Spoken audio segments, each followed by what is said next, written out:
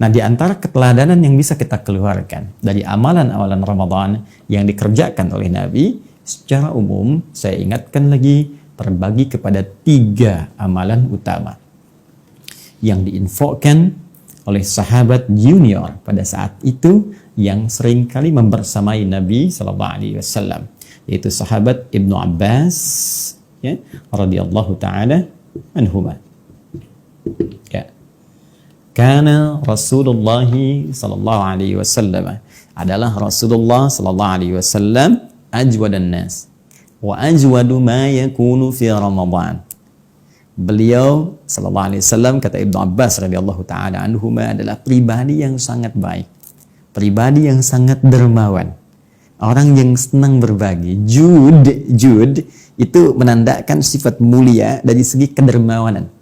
Ya, dari segi kemuliaan. Jadi selain lemah lembut, jud itu juga bisa diartikan sering berbagi dari segi materi. Ya, sudah orangnya lembut, ramah, suka berbagi. Ya, jadi kita ambil satu garis materi yang disampaikan sahabat Ibnu Abbas, ya, wa ajwadu ma yakunu fi Ramadan. Sedangkan saat Ramadan tiba itu tambah lagi sifat lembutnya, tambah lagi dermawannya. Maka kita bisa gambarkan di sini amalan pertama yang dicontohkan oleh Nabi sallallahu alaihi wasallam, yaitu menampilkan sifat jud, al-jud, ya, bisa kita artikan ramah dari segi perilaku, lembut, dan spesifik dari segi materi dengan sifat dermawan, gemar berbagi, ya, berbagi. Nah, jadi Nabi ingin contohkan begini, puasa itu seharusnya melatih kita menjadi pribadi yang lebih baik. Ya, karena itu orang-orang kalau sudah tiba puasa itu bisa dilihat siklus kriminalitas itu menurun. Ya. Bahkan bisa dipastikan di negara-negara muslim yang banyak orang Islamnya, atau bahkan negara Islam itu sejak dulu. Ya, dari sejak Nabi SAW, sepeninggalnya dan seterusnya, tiba Ramadan sudah semua meningkatkan ketaatan kepada Allah Subhanahu wa taala. Ya, pencurian sangat minim, ya. Dusta, apalagi kalau ada konteks korupsi lebih besar lagi, lebih dahsyat lagi, itu hilang. Dan hilang. Maka amalan yang bisa kita kerjakan dilatih. Yuk kita mulai latih. Mohon maaf, jadi anak yang lembut. Jadi istri yang lembut. Suami yang lembut. Ayah yang lembut. Kawan yang lembut. Ya, dalam pengertian sesuai dengan konteksnya masing-masing. Ya, karena kelembutan itu tentu ditempatkan di tempat yang baik. Ya, jadi kalau lawannya tegas, nanti ketegasan ditempatkan pada tempatnya. Nggak bisa semua praktek lembut pada setiap tempat, bukan begitu juga. Ya, lembut pada pencuri, ya tidak ya. Pada sisi waktu ketegasan mesti muncul. Tapi yang dimaksudkan, jud di sini lebih menunjuk kepada perilaku yang lebih baik. Jadi puasa itu membuat diri kita lebih baik. Nah, bagaimana menjadikan pribadi baik ini? Nanti dirinci lagi. Nah, sekarang langsung Nabi kasih contoh. Dari akar kata ini, ya, menunjuk pada sifat kebaikan dalam berbagi jika punya materi. Seakan Nabi ingin katakan, berikan contoh langsung kepada kita, orang baik itu kalau dititipkan oleh Allah Subhanahu wa taala materi tertentu, baik harta kah, makanan kah, ya, maaf mungkin pakaian kah, dan juga lain-lainnya, sepanjang itu bisa cukup untuk dia dan memiliki kelebihan dari aspek kecukupannya, melewati batas kebutuhannya, maka dia senang berbagi dengan orang lain. Maka Ramadan akan memilih orang-orang terbaik untuk bisa berbagi.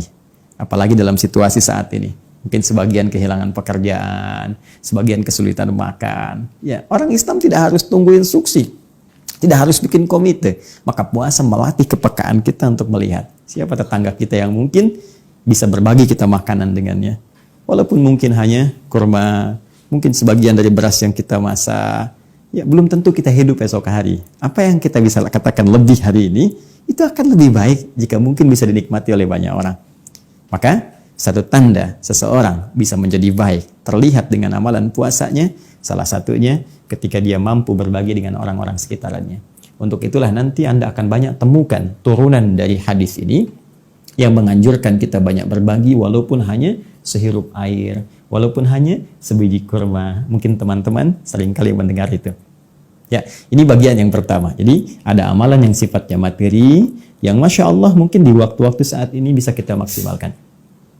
Oke, yang kedua, untuk melatih jadi baik ini, khususnya dari segi perilaku, maka ditunjukkan nanti dalam hadis-hadis yang lain bahwa Nabi meminta kita untuk meningkatkan kuantitas amal yang langsung berpengaruh kepada perilaku, khususnya sholat. Karena sholat itu diantara amalan yang spesifik, dampaknya, akibatnya, manfaatnya akan langsung berdampak positif pada perubahan perilaku kita. Itu ditemukan dalam Al-Quran surah ke-29 ayat ke-45. Ya. Allah sampaikan utslu ma uhya ilaika minal kitab wa aqimis shalah. Baca, pelajari setiap apa yang diwahyukan kepadamu Rasulullah SAW Muhammad, ya. Kemudian dari situ setelah pelajari, baca, pahami, tunaikan sholat. Sungguh, sholat yang ditunaikan dengan benar itu akan mendorong pelakunya menjadi baik, terbebas dari dua sumber keburukan, yaitu fahsya dan mungkar. Baik, jadi saya sering banyak mengatakan kalau ada orang yang tidak baik, itu sumbernya cuma dua. Satu, fahsya, ya. Yang kedua adalah mungkar. Fahsya, keburukan yang bersumber dari syahwat, pornografi, porno aksi, LGBT, zina, dan seterusnya.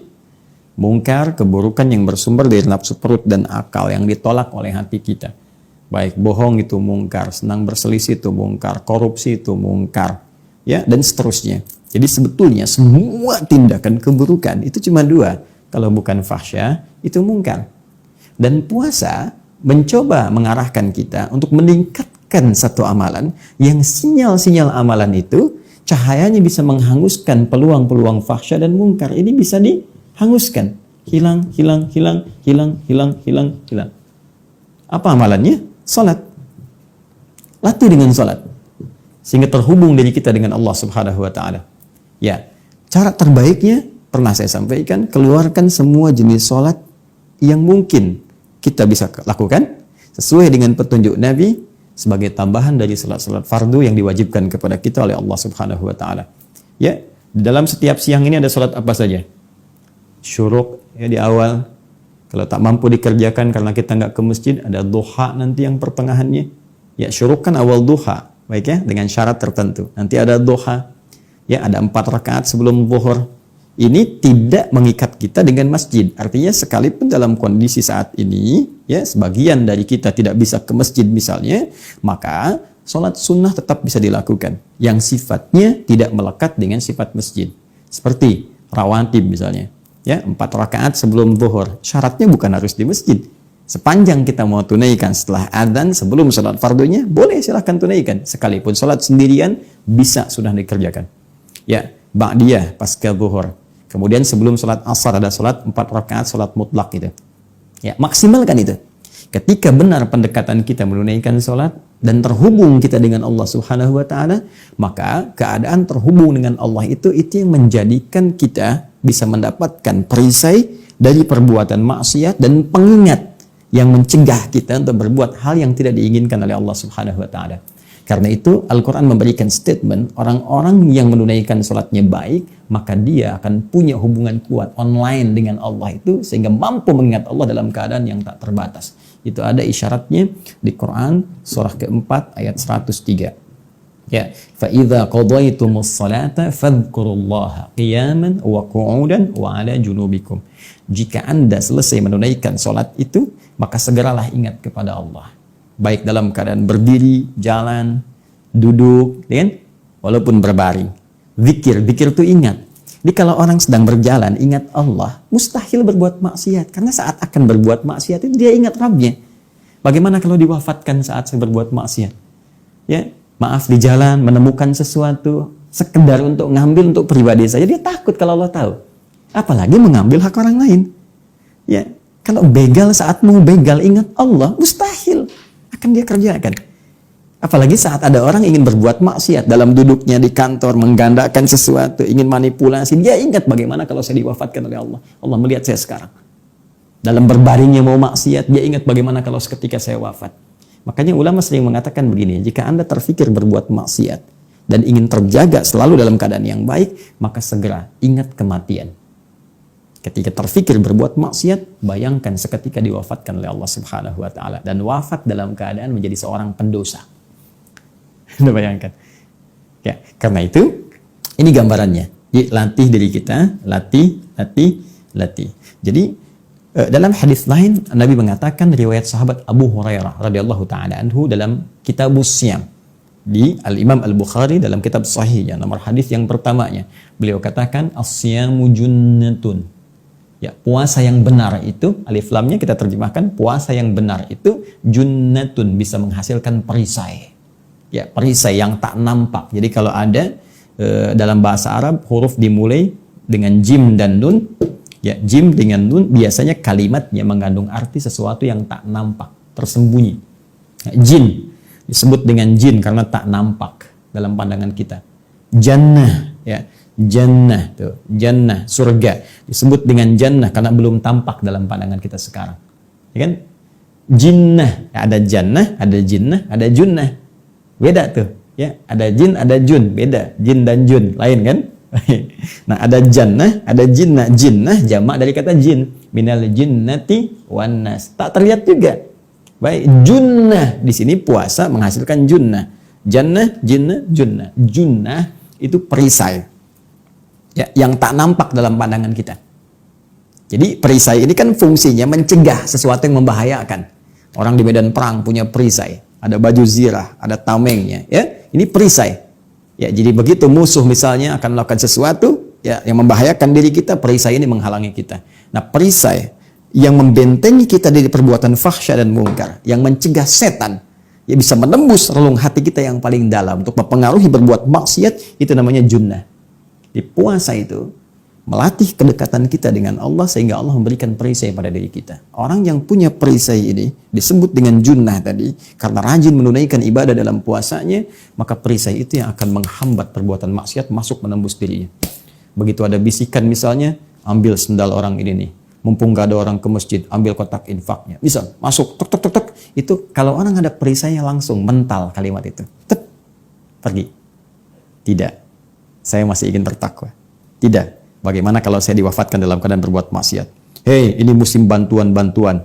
Ayo ambil keuntungan dari bantuan itu. Kalau bisa ambil tarif dari situ. Kalau bisa kasih yang ini sedikit, yang lain banyak. Hati-hati. Kalau perisai yang masih ada, bagaimana ketika saya mengambil keuntungan dari situ, saya diwafatkan oleh Allah. Nah, ini junnah namanya. Karena itu, orang-orang yang rajin ibadah, khususnya rajin menunaikan sholat, itu akan kuat junnah dalam dirinya. Akan kuat perisai pada dirinya. Karena itu, kemungkinan besar orang ini akan selalu berperilaku baik dalam kehidupannya karena semua bisikan-bisikan fahsya dan mungkar tidak akan tembus pada dirinya, dihambat oleh perisai yang ia bisa dapatkan dalam konteks menunaikan ibadah saat ia puasa itu. Dua. Dan yang ketiga, ya, Ibnu Abbas radhiyallahu taala anhu mengatakan, "Hina yalqahu Jibril alaihi salam fi kulli lailatin min Ramadan." Memang ini spesifik nanti di malam harinya. Tapi juga ibadahnya bisa bersifat umum mencakup di siang harinya. Apa itu? Ya, yudarisuhul Quran, tadarus Al-Quran. Belajar Al-Quran. Interaksi dengan Al-Quran. Di bagian ketiga, Al-Quran. Ya. Anda bisa petakan nanti untuk mempelajari Al-Quran ini dengan 3 peta utama. Ya, ada yang disebut dengan qiraah, ada yang disebut dengan tilawah, ya, ada yang disebut dengan terakhir tahfidz. Dan amalan ini sebagian ulama bahkan menyebutnya amalan penentu orang-orang yang memang mendapatkan manfaat dari Ramadan. Jadi kalau nggak mengerjakan amalan ketiga ini, seakan-akan dia nggak dapat Ramadan gitu. Ya, ada sebagian berkomentar demikian.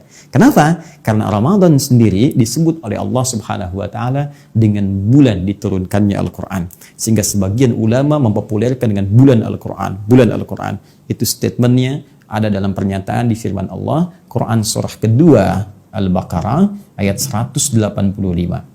Syahrul Ramadan alladzi unzila fihi al-Quran. Di bulan Ramadan itulah kemudian diturunkannya Al-Quran. Ramadan bulan Al-Quran. Saking pentingnya Al-Quran, Nabi SAW tidak pernah kehilangan satu harinya kecuali beliau berinteraksi dengan Al-Quran. 30 harinya, 1 bulannya, selesai 30 juznya.